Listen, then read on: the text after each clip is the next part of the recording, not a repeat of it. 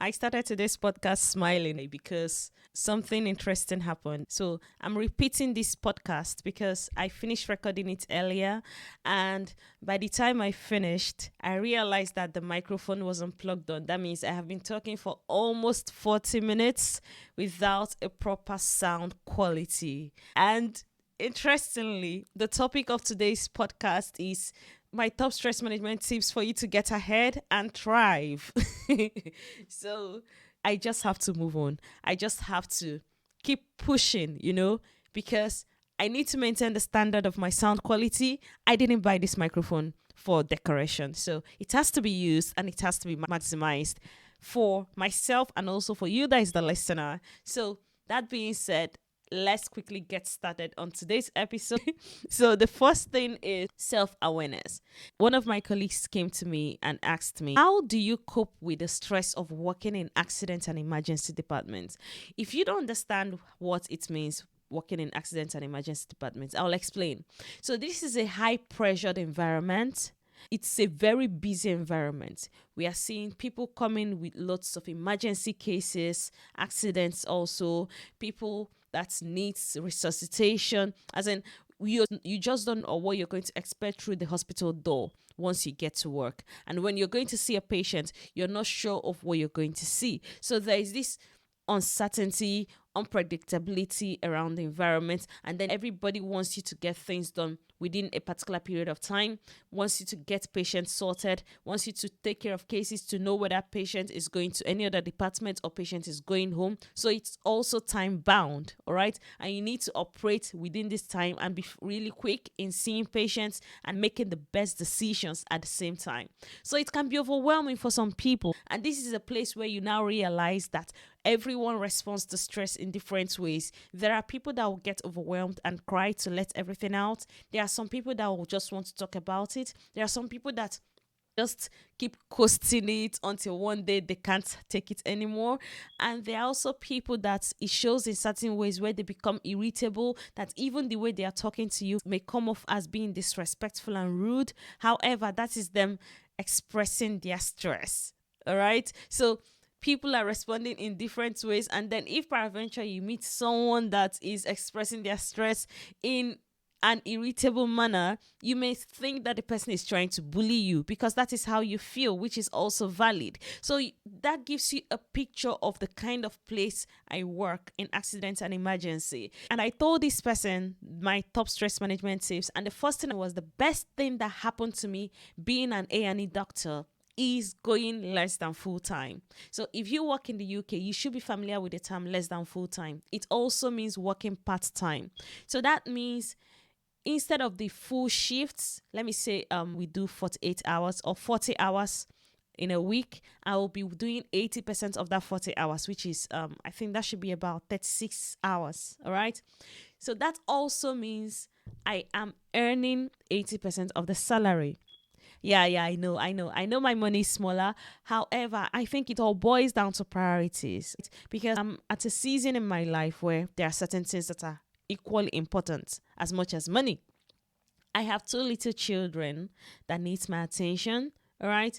And aside that, I have a family. So I want to be there for my family because my life is not just the job. When I was working as a full-time A&E doctor, I realized that I barely had time for anything. I barely had time for myself, talk more of having time for other people. So if you're someone that is in that position where you serve people or there are people depending on you, whether you're taking care of a sick person or you have little children or anything at all, you realize that you need to be sane most of the time, physically and mentally, to be able to give your best because you can't pour from an empty cup. So that means for me, because I didn't even have time for myself, I couldn't even give my best to the people I love so much. So we had to have that discussion to really prioritize what's important to me at that time. And that meant I had to take lesser salary so that I can achieve that work-life balance I want for myself. And work-life balance doesn't mean you have everything 50-50. No, it means you're just thriving in these different areas of your lives. So the best thing that happened to me was to create more rest days for myself, which brings me to the number one stress management tip. Is in no particular order, but I'll just bring this one on top of the list because I've already shared this experience. Now that is scheduling your rest. SIR, scheduled intermittent rest. Some people call it scheduled, so forgive me if you think it's scheduled. Scheduled intermittent rest means being intentional about your rest day. You're working 6 days in a week, 5 days in a week, 7 days in a week, whatever is the case, you have to be really intentional as a professional, all right? Because some of us are at risk of burnout in the sense that we are always working. We want to impress our bosses. We want to give it our best. We want to get that promotion. We want to win those awards in the workplaces. We want to bring up those innovative ideas. And before you know it, you're not resting until one day your body shuts down and tell you, hey, hey, hey, I need my rest. All right. So to prevent you from getting there to that point where your body shuts down by itself and now you're struggling to get back to serve people, to prevent yourself from getting to that point, it's best to schedule your rest and be really, really intentional about it. Is it a day off? Is it few hours off, few hours away from work? Or just a time where you give attention to everything else that brings you joy outside work. It can be investing in your hobbies. It can be picking up other interests like looking up fashion updates. That's things that just make you happy but is not work. And even if it's a hobby, it doesn't have to be a stressful hobby because that defeats the purpose. So something you do for yourself that brings you alive outside work. All right, that's the first tip. And now the second top stress management tip for you to thrive is self-awareness. Listen to me. If there is nothing you're going to take away from today's podcast, just take this away. From today henceforth, begin to listen to your body. Start listening to your body. And this is a special shout out to the men. I had to do this shout out because of my experience in the workplace. So I've realized that the men I see, especially the married men, from the younger population, maybe men in their 30s, 40s, to the elderly population, you hear this common sentence, my wife made me come. When their wives are there and they start giving the history, next thing, the wife takes over to give the history. It's always so interesting to watch. But then, why do you guys delay things until it gets really bad, until you start feeling more poorly? Like, why do you have to delay things? I don't just get it. I don't know why.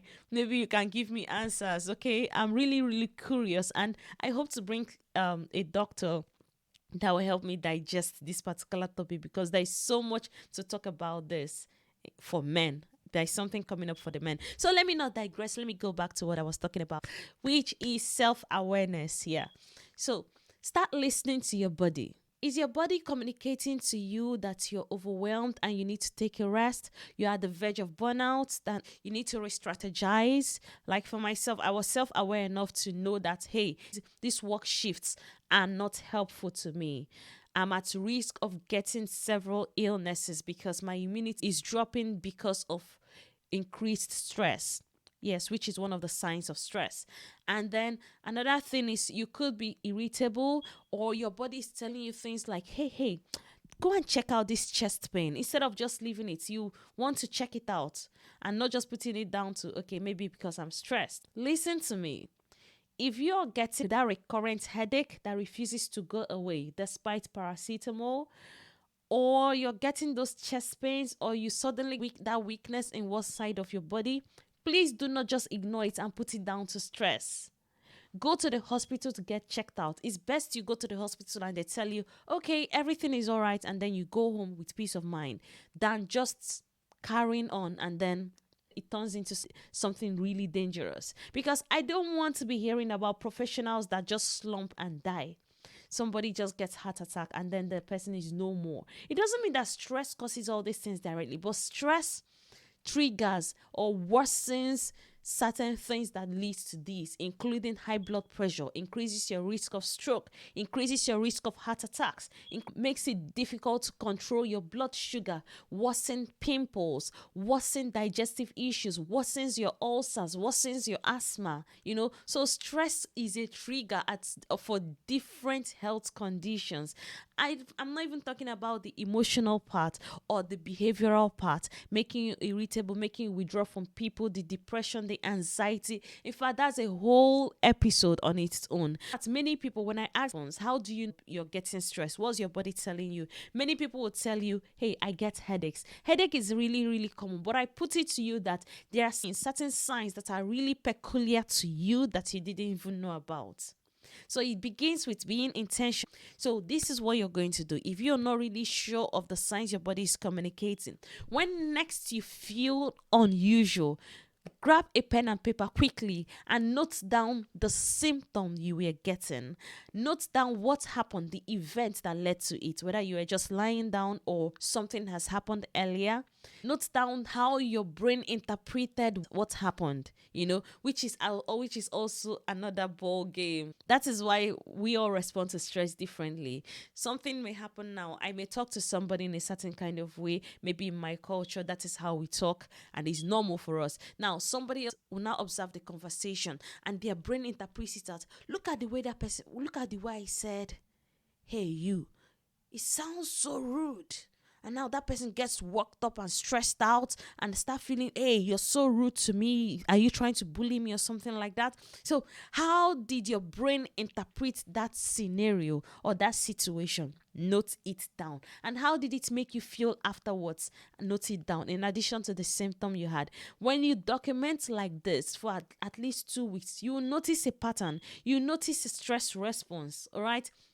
That is just one of the ways to becoming really, really self-aware, because enough of this life of, oh, yeah, I didn't know, I woke up, I was feeling dizzy, I was feeling like I was going to pass out. I was like, okay, maybe it's because I didn't sleep well. Okay, let me just go about the day. Later, I will see how it goes. No.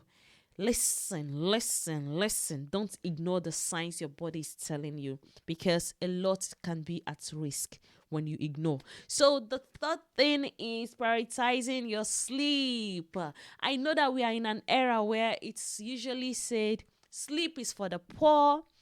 If you sleep now, what are you going to do when you die?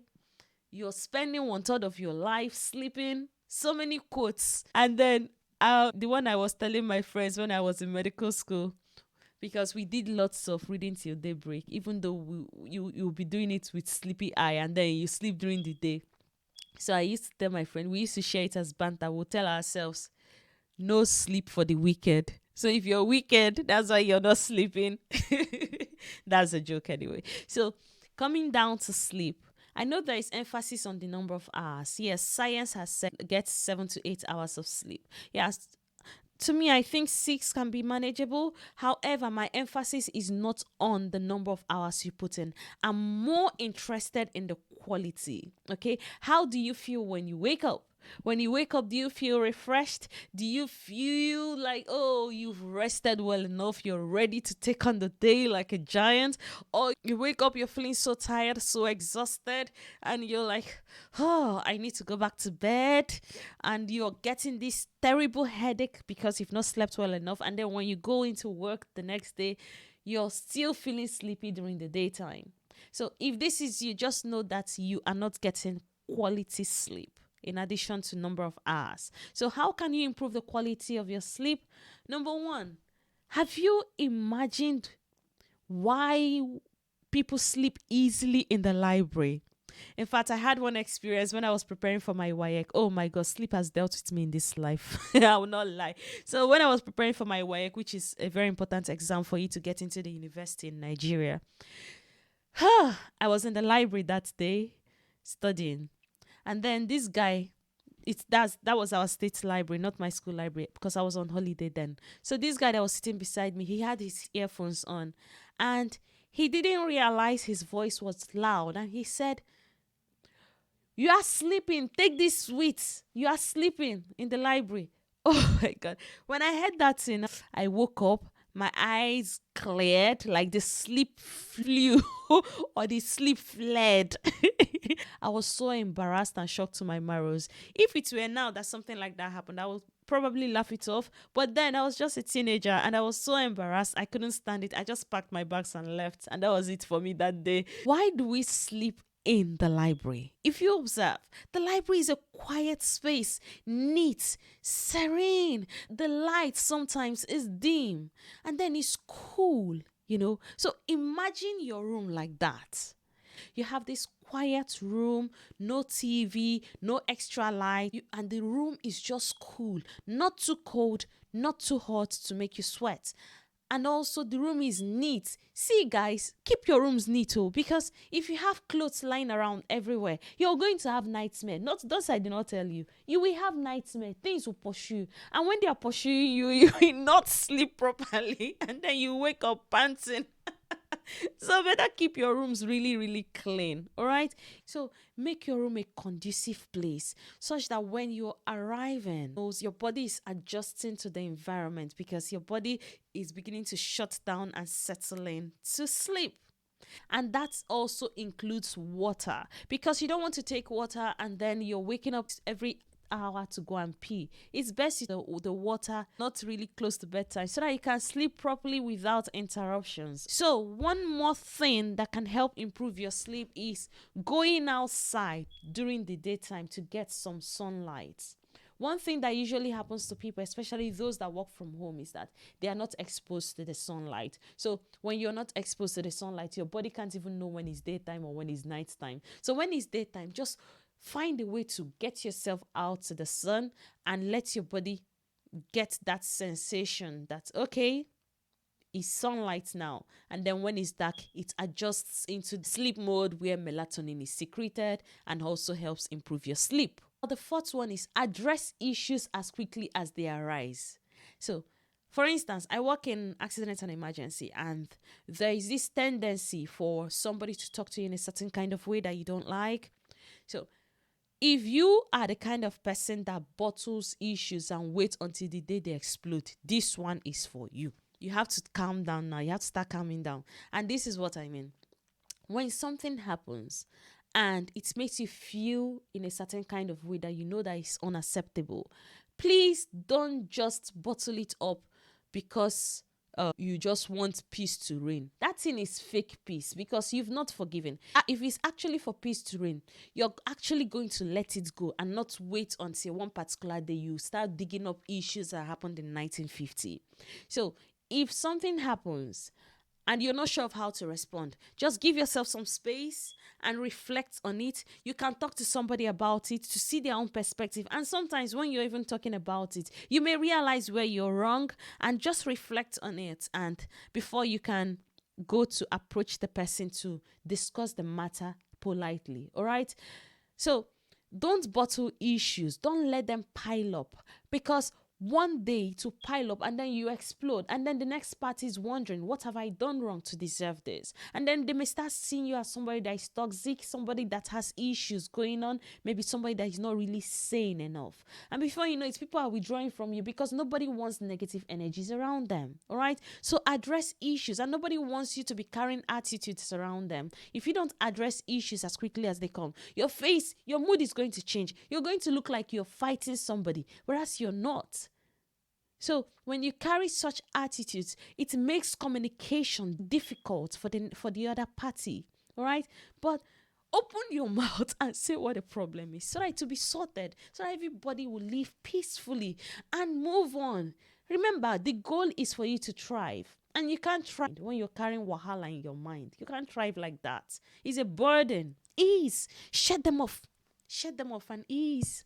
So the fifth one is gratitude. One benefit of my job in accident and emergency is that it has really, really intensified my attitude towards gratitude.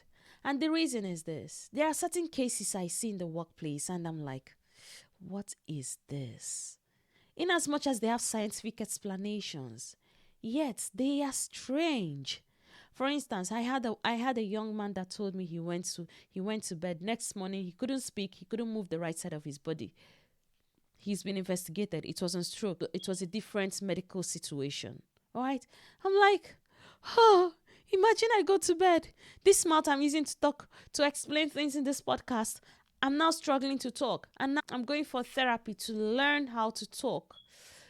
It's going to be really difficult. So, guys, I encourage you, start being intentional in practicing gratitude. If you don't know what to be grateful for, be grateful for life.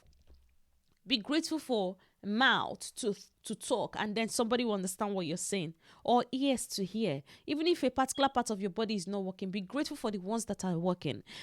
Gratitude has a way of boosting you positively, in the sense that it channels your energy from things that are not working to things that are working, which gives you more willpower and more strength to fight the next day and the next day and the next day. All right, so you're always fighting from a winning angle and not from a defeated angle, because if you go into life feeling defeated, it will defeat you.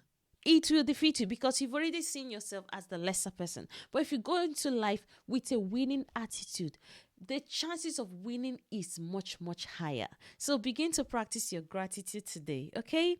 There are people that have really worse stories. Now, the sixth one is prayer and meditation. This is my top, like my number one. I'm at a point in my life these days where if I go out without praying and meditating, it seems like something is missing. So life can be really hard. It's very important for us to have someone higher that we can speak to and share our burdens with and just connect with, to help ease the burden. All right. And when you're doing that as well, you also get time to meditate, to focus on things that are beautiful, things that are lovely, your dreams, your visions. It's how all your positive affirmations. It helps to boost your spirit for the next day, because each day has its own worries. So you don't want to carry the worries from yesterday into a new day. Prayer and meditation is a great way to start to boost your spirit for what's ahead, for the challenges ahead, so that you could just conquer and continue to thrive regardless of what's going on out there. Okay? And now, the final one that is least obvious, you won't believe this: hydration. Just drink water. So, as professionals, if you are so engrossed in your job, you realize that you forget to drink water. You totally forget to drink water. So what you can do is, when you go to work, carry your bottle of water. If you want to set timer, but keep that bottle of water in a place where you can see it, because dehydration will worsen the symptoms of stress. And then you start wondering, why is my head feeling this kind of way? Why am I feeling more tired than usual? Why this, why that? It could be simple dehydration.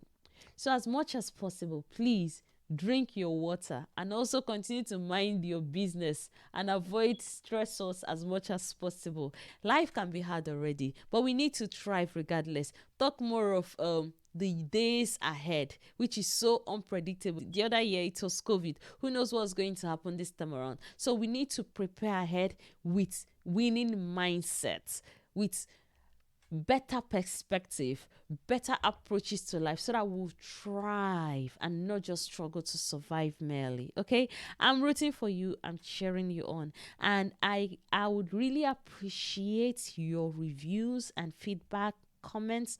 I really love to read from you. Or if you want to hear part 2 of more stress management tips, do let me know. Or any topic you want to hear from me at all, do let me know. I'm more than happy to do that. Okay, so look out for the next episode of the podcast. And if you don't want to miss any of these episodes, join my community.